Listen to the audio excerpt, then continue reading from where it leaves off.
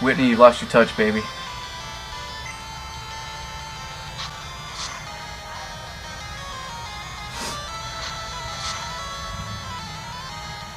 Critical hit rollout.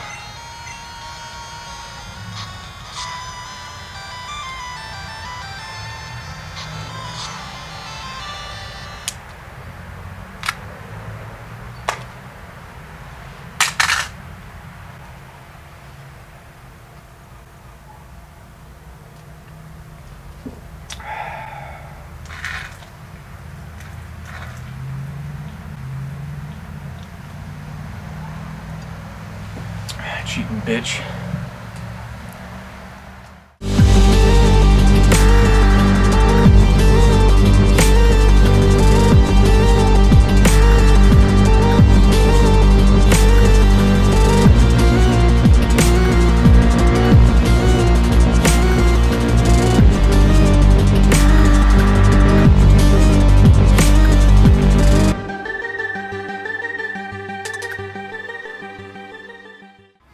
Hello everyone, Infamous BT here.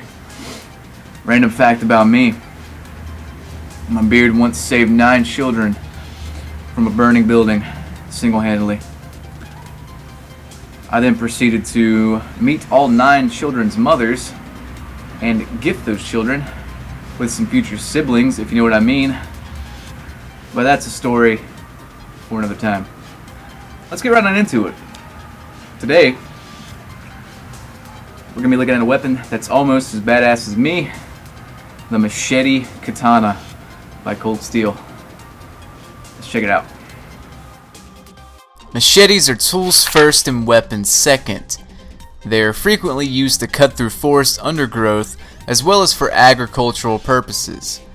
Katanas, on the other hand, are weapons first and tools second.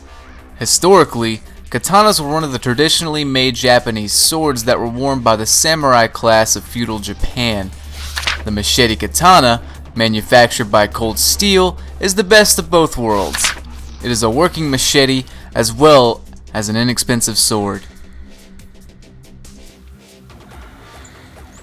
Here we are at my new testing grounds. But enough jibba jabba. Let's test this bad boy out. The first subject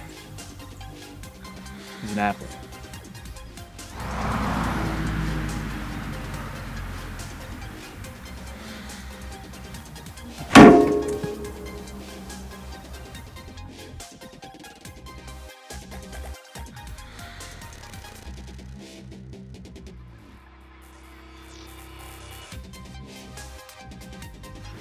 Your fruit killing skills are remarkable. Next we have big ass jug of water.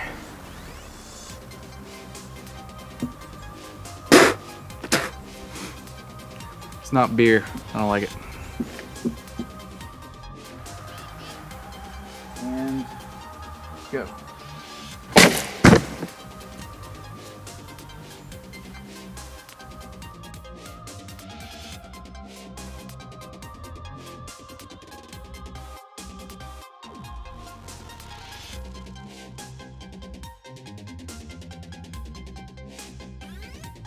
Alright, it's a little disappointing. I was expecting it to cut through, but this is pretty sturdy plastic. So I'm gonna give this thing the benefit of the doubt and go for my next and final test subject, the skull. Now, this is an unbreakable resin mold skull that, in my humble opinion, is harder than a human skull. Slightly harder. We're gonna see what the old Machete Katana can do. Now keep in mind, machetes are tools before they are weapons. So let's see what this can do.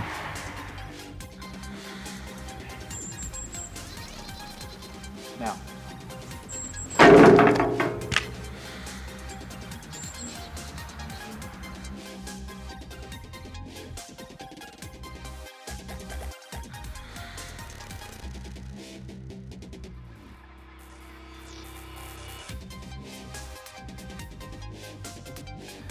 Sad to say, but the damage report was not too hot. I'm actually gonna try to attempt this again. As you can see, it didn't make it through the skull. A lot of movies and a lot of television shows like to depict machetes as being able to cut through human skulls like they're nothing. Truth of the matter is, they won't. They're more hacking weapons than just slice and dice weapons. We're gonna try this again though and see what we can do to it besides this, because this isn't much of anything.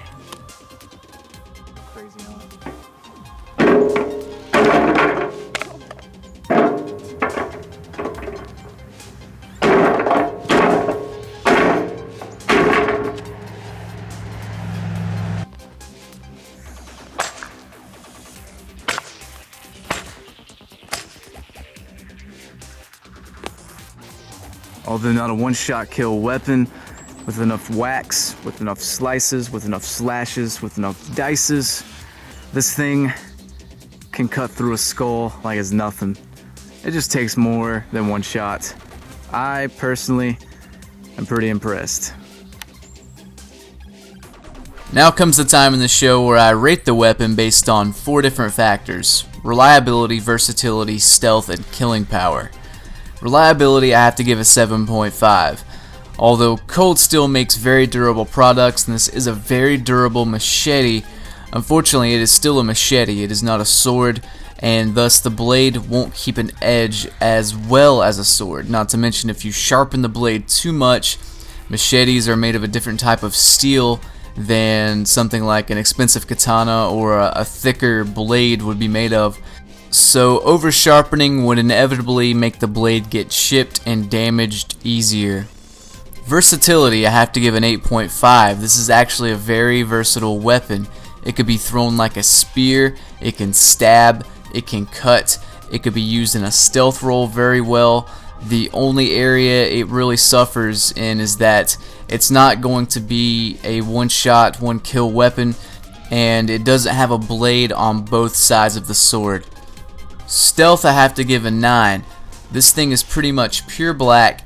It won't gleam in the sunlight like most blades, and it's very camouflaged visually. This weapon would also be great for sneaking up on an unsuspecting zombie and stabbing or cutting into its brainstem for a fairly silent kill.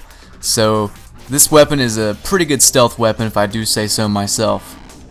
Killing power, I have to give a 7.5. This weapon will get the job done, but it won't do it in one shot.